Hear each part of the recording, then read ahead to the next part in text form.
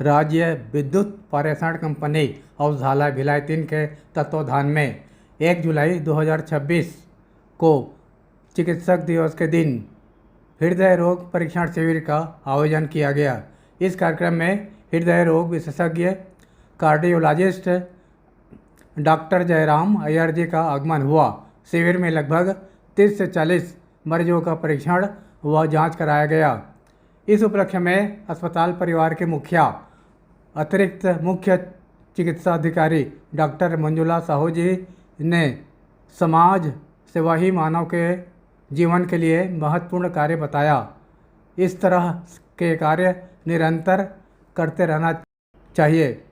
मरीजों के परीक्षण के पश्चात अस्पताल परिवार द्वारा अपने मुखिया अतिरिक्त मुख्य चिकित्सा अधिकारी डॉक्टर मंजुला साहू जी व अतिथि डॉक्टर जयराम अय्यर जी कार्डियोलॉजिस्ट का पुष्प भेंट कर उनके उत्कृष्ट कार्य के लिए सम्मान किया।